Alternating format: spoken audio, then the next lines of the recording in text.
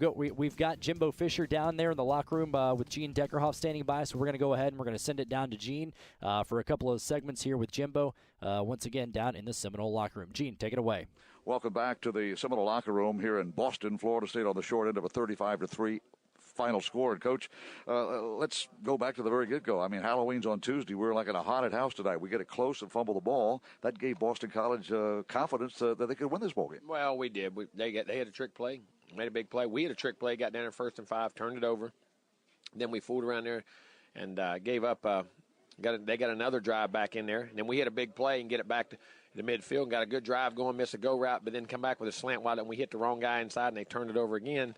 And then we fielded a punt. The 2 punts also hurt us bad. We fielded a punt back and got carried back to the 2, and then we fielded in the second half. So we did everything in all 3 phases. We didn't stop the run enough in defense and didn't play as physical as we needed to play inside there. And they moved the football, kept the ground game going, stayed ahead, and we had some opportunities early to score points, and we've got to match them, especially when you're on the road. It looked like Boston College was determined to stop the run of Florida State, so that took us out of any play action. Then we get going. Well, we did. We had some play action. We got in there, and we hit them.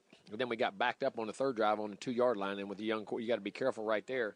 And then after that, we hit a couple more play actions and then had some opportunity, but then the momentum of the game going, and they out-executed us, and they just beat us. They just flat beat us, Gene.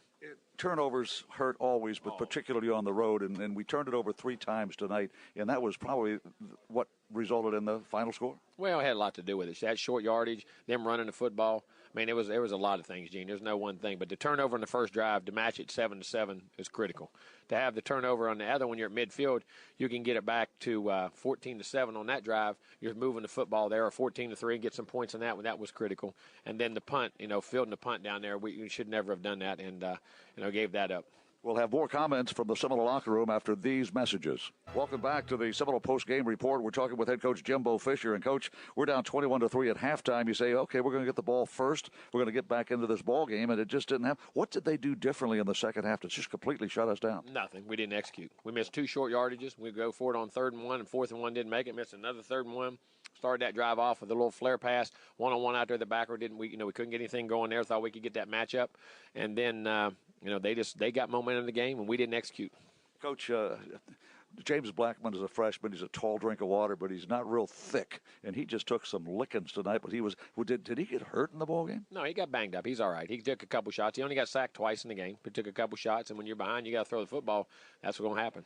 Coach, we still couldn't get a takeaway. The ball was on the ground once or twice, but it seemed to bounce back into the Boston College hands. We could not take the ball away from that. And the other thing, we lost field position. Even when we had them backed up, we gave up critical 3rd downs that allowed them to change the field position. Even if they didn't score, they punted us. And if you go look at the average starting field position, we were backed up a bunch. And, when you're young on offense, that hurts you. But then that's why I say you got to capitalize when you do get down there. Jimbo, we were down 28-3, and it's late in the ball game. And I think if you look at a highlight of this ball game, the defensive almost stop of a goal line. They had 4 punches from the 4-yard line. It looked like we had stopped him short of the goal line, but they're still fighting the Seminole football team. No, there's fight. Listen, there is not a lack of fight. What we got to have is a better execution, and we got to quit worrying about what could happen of not going to a bowl game. Not saying we can have a lose.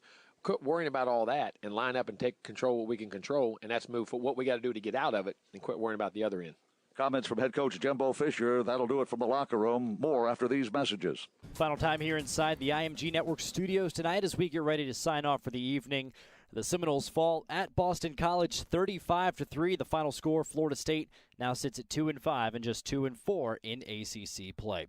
Well, coming up next for the Seminoles, we're back home next Saturday for a meeting with the Syracuse Orange. Right now, Syracuse feeling pretty good under Dino Babers. You know about the upset win over Clemson a couple weeks ago. They nearly beat Miami on the road last week, but they're on a bye this weekend as they get ready for a trip to Tallahassee. We'll be on the air with the Winn-Dixie Tailgate Party at 10:30 a.m. Eastern Time as we lead you up to the kickoff at 12:20. Analysis, scores, interviews, and much, much more come your way from Doak Campbell Stadium next Saturday morning. And don't forget to also join us this Wednesday from 7 to 8 for the Jimbo Fisher Show. We will talk to Jimbo live about tonight's game, and we'll look ahead to next weekend and the bout with the Syracuse Orange as well. But we will send you home tonight for the entire crew up there at Alumni Stadium in Chestnut Hill. Chris Kolk engineering, Keith Jones producing and contributing in the booth and pregame. Tom Block, William Floyd, and the voice of the Noles, Gene Deckerhoff.